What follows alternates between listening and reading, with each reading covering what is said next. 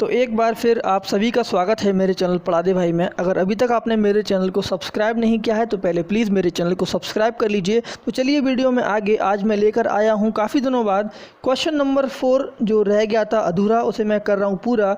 Advance steel से या फिर स्टील सेकंड से design of deck type plate girder video part B. ध्यान रहे कि इस वीडियो को शुरू करने से पहले आपने पार्ट ए देखना बहुत ज़रूरी है। आपको वीडियो का पार्ट ए देखना बहुत ज़रूरी है, जिसका लिंक डिस्क्रिप्शन बॉक्स में दिया हुआ है। क्वेश्चन स्टार्ट करने से पहले एडवांस स्टील डिज़ाइन या फिर स्टील सेकंड में मैंने मेरे चैनल पर क्या समरी है, अभी कितने क्वेश्चन डले हुए हैं। क्वेश्चन नंबर 1 है design of steel stack chimney, part number 1 से लेकर पार्ट नंबर 4। क्वेश्चन नंबर 2 है design of steel silo, part number 1 से लेकर पार्ट नंबर 4 तक है। क्वेश्चन नंबर 3 है design of rectangular bunker, part number 1 से 3 तक है। क्वेश्चन नंबर 4 है design of deck type plate girder, part A upload हो चुका है ऑलरेडी, इसको आप देख लेना। लिंक है वीडियो की डिस्क्रिप्शन में, पार्ट ए का लिंक डला हुआ है। वीडियो पार्ट बी अब ये चल रहा है। हम अब वापस आते हैं प्लेट गर्डर डिज़ाइन जो क्वेश्चन नंबर 4 है, वीडियो के पार्ट बी पर हम वापस आते हैं। मैं आपको फिर से बोल रहा हूँ कि आप वीडियो का पार्ट नंबर ए देख लेना, जिसकी लिंक डिस्क्रिप्शन में दी हुई है वीडियो के। इन 4 क्वेश्चन के अलावा एक क्वेश्चन और है design of water tank using pressed steel plates को यूज़ करके वाटर टैंक का डिज़ाइन हमें करना है, वो क्वेश्चन नंबर डला हुआ है। चलिए तो क्वेश्चन वापस आते हैं स्टेप नंबर बी की तरफ। स्टेप नंबर ए मैं पहले करा चुका हूँ, तो आप वीडियो ए देख लेना। स्टेप नंबर बी है मेरा bending moment and shear force. तो कैलकुलेट करते हैं बेंडिंग मोमेंट और शियर फोर्स को। पिछले वीडियो में मैंने total load for bending moment and shear force calculate कर चुका हूँ, तो मैं डायरेक्ट वहाँ से लिख लेता हूँ। Total load for bending moment 1787.58 kilo Newton and total load for shear force कितना है 1945.57 किलो न्यूटन। ठीक है, तो ये अलग अलग लोड्स की वैल्यू है बेंडिंग मोमेंट और शियर फोर्स के लिए। Now bending moment equals to, bending moment किसके बराबर होगा, WL/8 के बराबर होगा। तो 1787.58 इंटू स्पान कितना था 24 मीटर स्पान था, 8 से डिवाइड कर दिया, WL/8 होगा, है ना, क्योंकि हमने पॉइंट लोड में पहले ही कन्वर्ट कर लिया है। देखिए तो ये बेंडिंग मोमेंट कितना आ गया 5362.74 किलो न्यूटन मीटर। चलिए और शियर फोर्स कैलकुलेशन कर लेते हैं। शियर फोर्स बराबर 1945.57 इंटू 24/2। तो कैलकुलेट करने के बाद शियर फोर्स की वैल्यू कुछ आई है 2346.84 किलो न्यूटन। ये कुछ मेरी शियर फोर्स की वैल्यू आई है। तो स्टेप नंबर बी हो चुकी है कंप्लीट, बेंडिंग मोमेंट और शियर फोर्स मैंने कैलकुलेट कर लिए हैं। तो आगे बढ़ते हैं, स्टेप नंबर सी करते हैं या फिर नेक्स्ट स्टेप करते हैं। तो यहाँ मैं depth of plate girder calculate करूँगा और सेक्शन निकालूँगा। तो सेक्शन ऑफ गर्डर, तो सेक्शन के गर्डर के डायमेंशंस क्या क्या रहने वाले हैं उनको मैं कैलकुलेट कर लेता हूँ। सबसे पहले स्मॉल डी बराबर 1.1 √m upon sigma B T W मतलब थिकनेस ऑफ द वेव।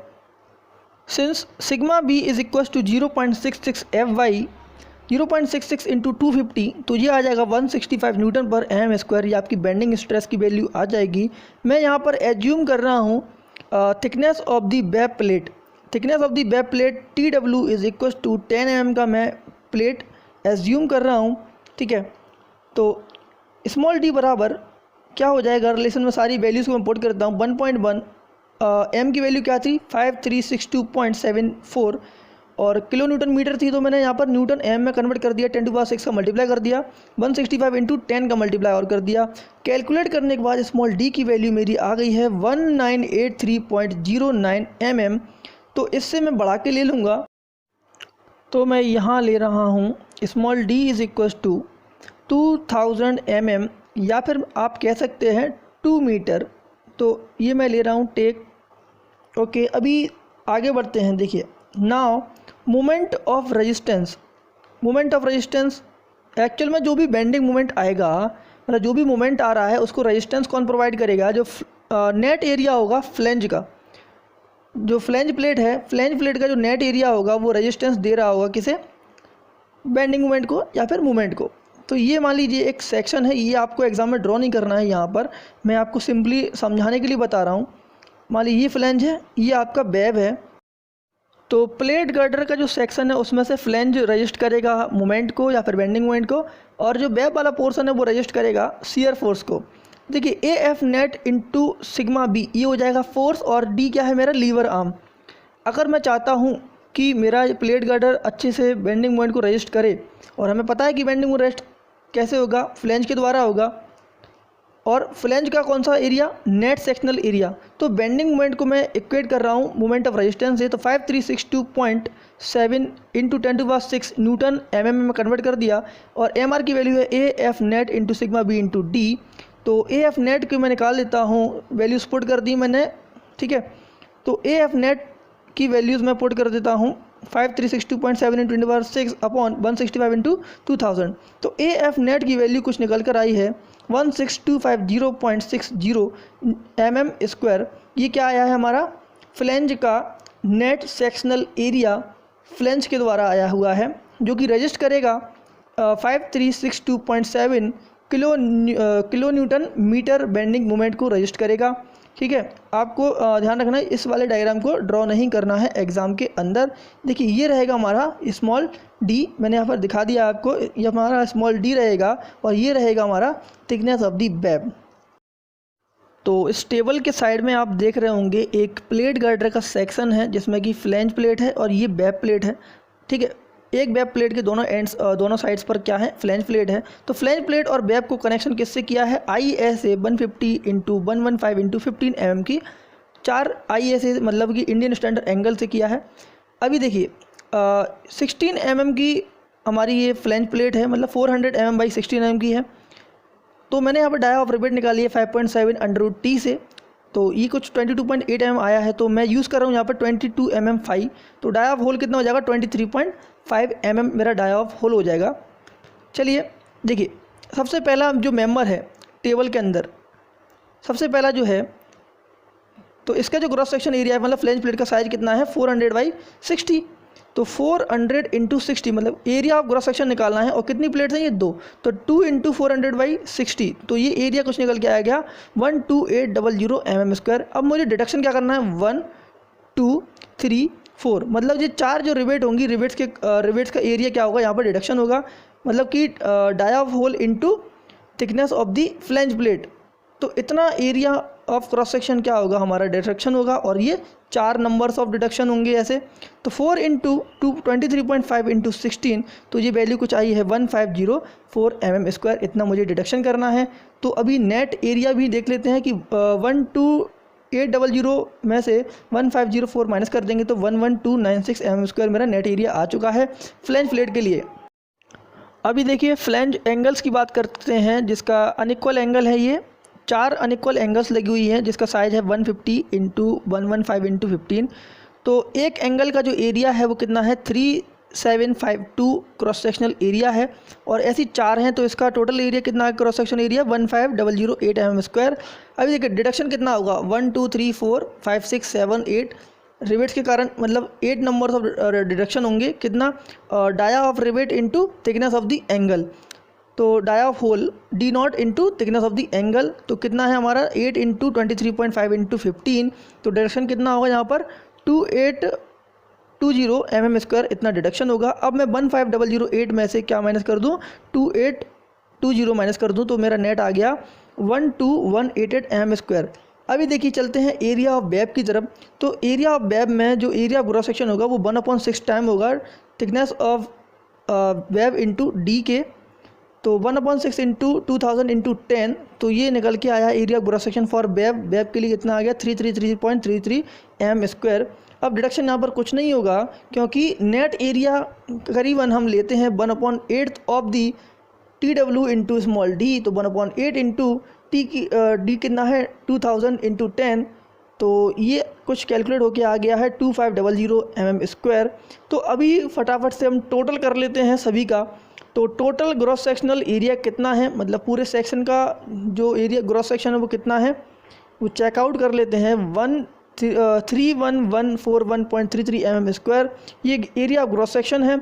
अभी देखिए नेट एरिया टोटल कर लेते हैं नेट एरिया का, तो ये आया है 25984 mm²। ये नेट एरिया आया हुआ है।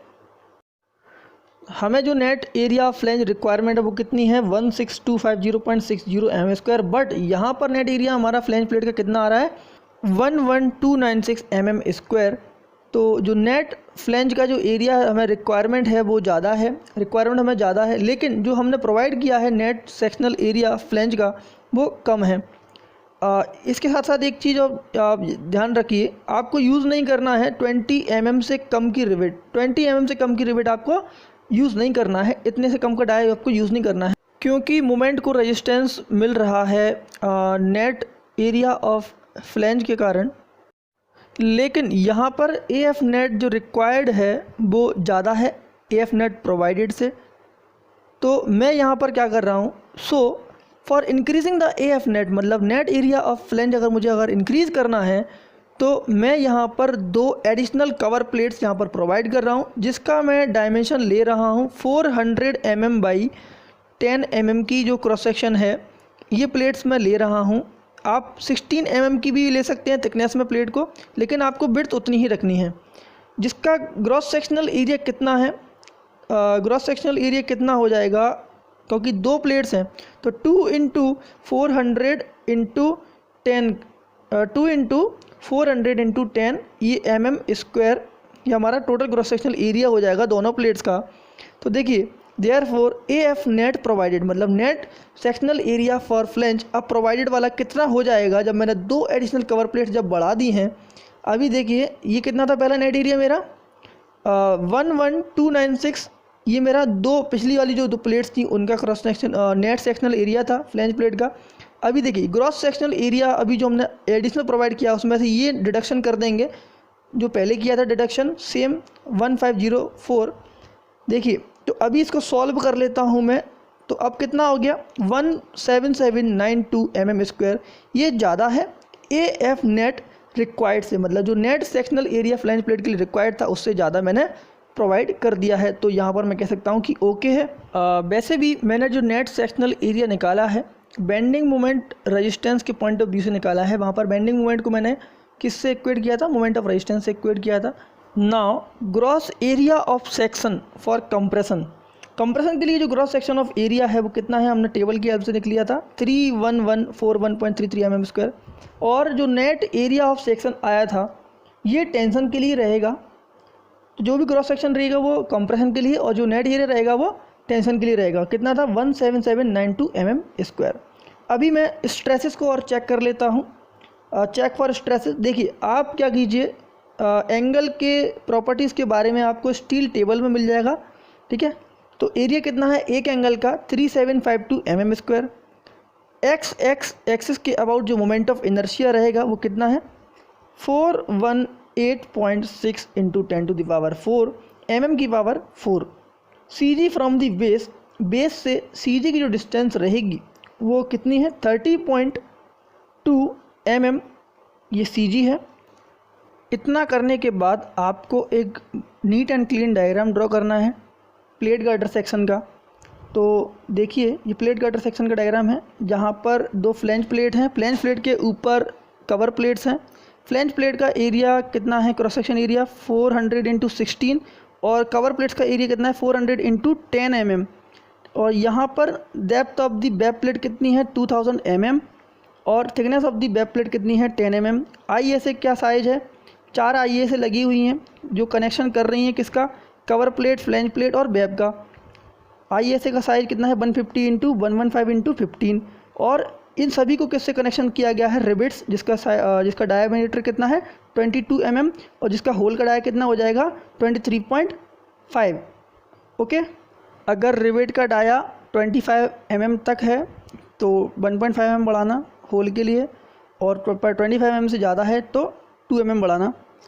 तो देखिए अब मैं कैलकुलेट करूँगा ग्रॉस सेक्शन का मोमेंट ऑफ इनर्शिया, या फिर moment of inertia of the gross section, मतलब IXXG। और अभी मैंने XXG जो एक्सिस है मैंने शो कर दी है, उसी के अबाउट मुझे मोमेंट ऑफ इनर्शिया निकालना है। पैरेलल एक्सिस थ्योरम के अकॉर्डिंग क्या होता है, I X is equal to I G plus A H square.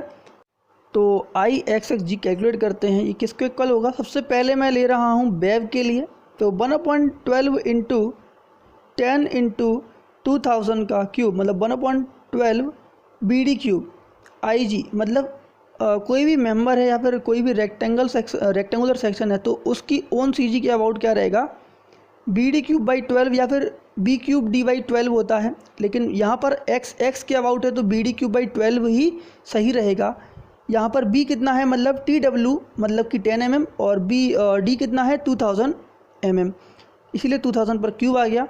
Area है इसका 2000 इंटू 10 और एच क्या होगा मतलब दो एक्सिस के बीच की डिस्टेंस कितनी है 0, क्योंकि यहाँ पर वेव की और जो पूरा सेक्शन की जो सी जी है वो कॉन्साइड कर रही है, तो इसलिए एच क्या होगा 0, तो 0 का स्क्वायर प्लस अब दो कितनी है फ्लैंज प्लेट है, तो यहाँ पर मैं कंबाइंड थिकनेस लेके चलूँगा।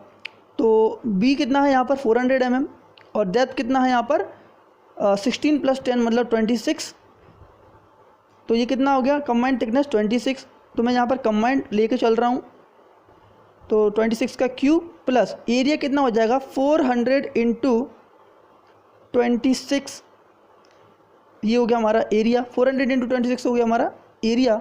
अब एच क्या होगा, एच ये तो हो जाएगा 200 का हाफ, और टॉप से जो डिस्टेंस है इंडिविजुअल प्लेट की सी जी की मतलब 26/2 मतलब 13, इसको माइनस कर दूंगा तो एच ऑप्टेन हो जाएगा और उसके ऊपर स्क्वायर लगा देंगे। तो अभी वेब की बात हो गई, फ्लेंज की बात हो गई, अब एंगल्स की बात कर लेते हैं। 4 इंटू आई जी कितना है मतलब जो आई एक्स एक्स था एक एंगल का 148.6 इंटू 10⁴, एरिया कितना था 3752 और 1000 माइनस 30.2 mm, ये हो जाएगा एच की वैल्यू और उसके ऊपर स्क्वायर लगा देंगे। तो अभी पूरे आई एक्स एक्स जी को मैं कैलकुलेट कर लेता हूँ। कैलकुलेट करने के बाद आई एक्स एक्स जो क्रॉस सेक्शन का जो मोमेंट ऑफ इनर्शिया है एक्स एक्स एक्सिस के अबाउट वो कितना आ गया 4.106 इंटू 10 mm की पावर 4, ये आ गया आई एक्स एच ई। अब मैं चेक करता हूँ बेंडिंग स्ट्रेसेस को, check for bending stress M/I is equal to sigma B upon by, ये सिग्मा B को मैं रिप्लेस कर दूंगा FV से, ओके ये हो जाएगी bending stress is equal to M by max, by मतलब बाई मैक्स हो गया मतलब सी जी से आउटर मोस्ट फाइबर की मैक्सिमम जो डिस्टेंस है अपॉन एक्स जी मतलब ग्रॉस सेक्शनल एरिया का मोमेंट ऑफ इनर्शिया। तो ये जो वैल्यू है एफ बी की वो कम होना चाहिए 0.66 FY या फिर 165 न्यूटन पर एम स्क्वायर। इस वैल्यू से एफ बी जो भी एक्ट कर रहेगा लोडिंग के कारण वो कम होना चाहिए। मोमेंट की वैल्यू थी 5362.74, यहाँ पर 10⁶ का मल्टीप्लाई कर देना न्यूटन mm में कन्वर्ट करने के लिए, और 1000 + 26 बाई मैक्स हो जाएगा, और आई एक्स एक्स जी की वैल्यू यहाँ पर पुट कर दी 4.106 इंटू 10⁻10। तो एफ बी की वैल्यू कैलकुलेट होने के बाद यहाँ पर एक बार और देख लीजिए एक्सप्रेशन ये है, तो यहाँ पर मैंने एफ बी की वैल्यू कैलकुलेट कर ली है 134.003 न्यूटन पर एम स्क्वायर। ये वैल्यू कम है 165 न्यूटन पर एम स्क्वायर से, तो मैं कह सकता हूँ hence safe. Shear force calculation में मुझसे एक मिस्टेक हो गई है, तो ये 24 नहीं आएगा, यहाँ पर ओनली W/2 होता है shear force, because simply supported होगा हमारा ये डेक टाइप प्लेट गर्डर है 2 सपोर्ट्स पर, तो क्योंकि प्लस ऊपर बनेगा और माइनस जो शियर फोर्स डायग्राम बनेगा प्लस माइनस बनेगा ऊपर नीचे, और 1945.57 जो है उसका हाफ हो जाएगा। तो ये वैल्यू मैं रफ़ कर देता हूँ, न्यू वैल्यू में लिख देता हूँ 972.785 किलो न्यूटन। ये वैल्यू रहेगी 2 से डिवाइड करने के बाद 1945.57 को 2 से डिवाइड करने के बाद वैल्यू आ गई 972.785 किलो न्यूटन।